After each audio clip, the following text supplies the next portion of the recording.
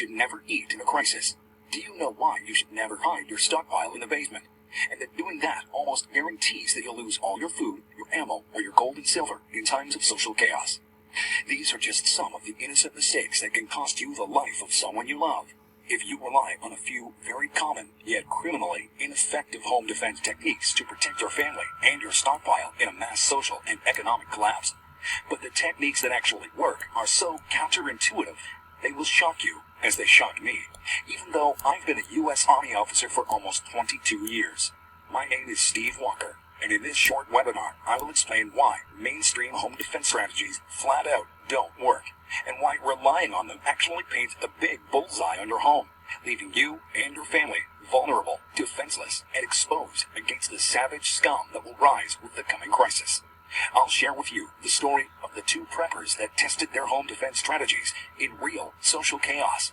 One lived to tell the tale, despite being crippled with arthritis and not having any money to spend on a conventional survival gear, while the rich, overconfident prepper was a lot less fortunate. What's more, if you stick until the very end of this presentation, I'll give you a few simple, tested tactics that are proven to protect your home, your family, and your life in times of social breakdown. When vicious gangs are beating defenseless old people inside their own homes, and when there's no 911 to call and no police to come to your help. And even though this might sound impossible now, I'll show you how to turn the most vulnerable house into an impenetrable home that deters criminals and thugs. No matter if your budget is so low you can barely afford to buy food, let alone home security gadgets. No matter if you've got less than an hour a day to put into prepping. And even if right now you don't even know where to start when it comes to making your home more secure. You'll finally be able to enjoy a deep, relaxing sleep without jumping from your bed every time you hear a strange noise in the middle of the night. And in a crisis, your family will get peace of mind knowing that rioting mobs can't enter your home, even if blood is running in the streets and it looks like all-out civil war. Because the techniques I'm about to expose don't come from books. They're taken from actual 21st century war zones, from lawless states where social chaos is the name of the game, and where not having enough time or money to prepare doesn't stop real-world preppers from creating virtually impenetrable defenses for their families. I have seen firsthand what it's like to be thrown out of your own home like some rag doll, even when you thought you had all your corners covered. I was in another country when the unthinkable happened, and witnessed what looked like the rehearsal for what will come to America in the near future. It was January 23rd, 2011, when I landed in Cairo, Egypt, to visit my sister Hannah, who is studying archaeology there. I made it over to her house, in a quiet neighborhood, not different from my own neighborhood. But just 2 days later, protesters began pouring into the streets of Cairo. These were the early days of the Arab Spring, and the people were determined to bring down the 30-year-old Mubarak regime. Hannah and I watched from behind the curtains of her window as the number of people in the streets began to swell.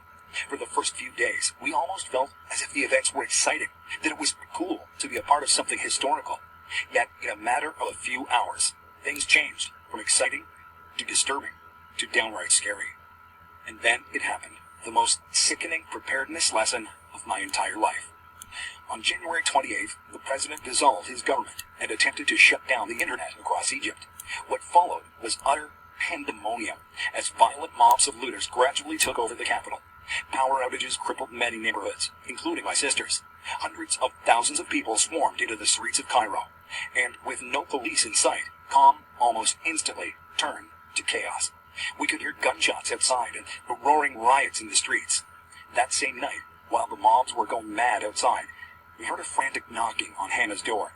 It was Amir, her neighbor. "Come to my house now. I have plenty of food, water, and ammo," he said. It didn't take much convincing for us to follow him. Amir was a well-off Egyptian, and his house looked incredibly secure. A 10-foot wall surrounded his compound, and sure enough, he had a safe room stocked to the brim with food and water. He carried a 9mm with him at all times, but would play it off and say he'd never need to use it. It struck me that Amir was like many American preppers. He had spent a small fortune to fortify his home. With our flights canceled, we were stuck at his place. But for the first time in days, we actually felt safe. We didn't know yet just how horribly wrong we were. Outside of our walls, rioters were starting to get desperate. It was their second day without food, as trucks had stopped supplying the grocery stores, and everything had already been looted. The tension was so thick that we could feel it in our bones. There had been reports of gang rapes and random killings. We knew something bad was about to happen.